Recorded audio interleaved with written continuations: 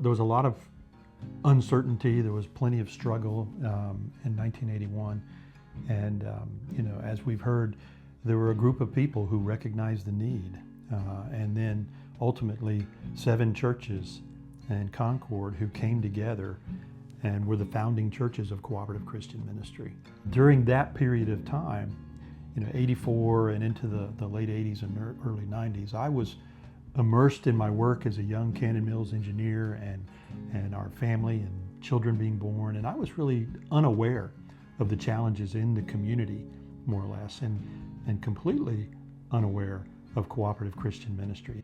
Then 2003, and the largest mass layoff in the history of the state of North Carolina, and I was one of those.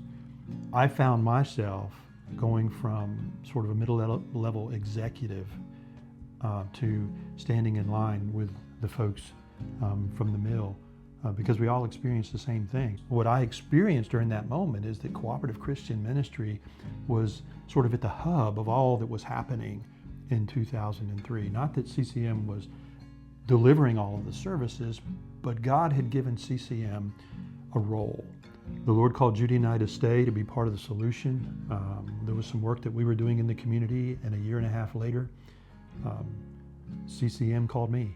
Back in 2005, when CCM invited me to come on board, that first ministry budget was around $800,000. This year, our board just approved a $4.8 million budget. The reality is that will double in the next 5 years. It's absolutely amazing to see what has happened. It feels like overnight right now, but it hasn't been. It really has been a tremendous story of CCM, the ministry, those involved both from a staff, board, and volunteer perspective, recognizing the need, meeting that need face to face, and helping people through crisis. Marshall Smith was really sort of the one who saw the vision for housing. He was running the emergency night shelter at the time, and we were beginning to see more and more families at the emergency night shelter. We were converting closets into rooms just to be able to say yes to families with children. We saw the need developing, and it was really Marshall's vision to create the teaching housing program. And in 2008, we established our first teaching house, and by 2010, it was a real entity. In 2010, the board of Family Promise approached CCM's board and with the realization that they were not going to be able to continue, and asked to be integrated into the ministry. And we saw that model of housing families as being a vital part of the solution here in Cabarrus County. And so it was integrated in 2010. Family Promise of Cabarrus County evolved in CCM as My Father's House.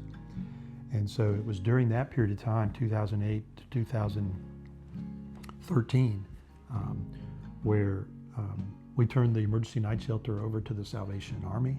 They've done a wonderful job of running that program so that we could create My Father's House, the Mothers and Children's Housing Ministry, and the Teaching Housing Program.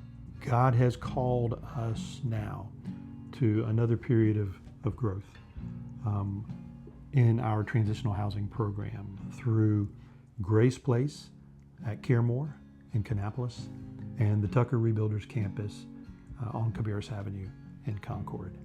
We will have to walk by faith in terms of the magnitude of what we've taken on, but God has called us to this.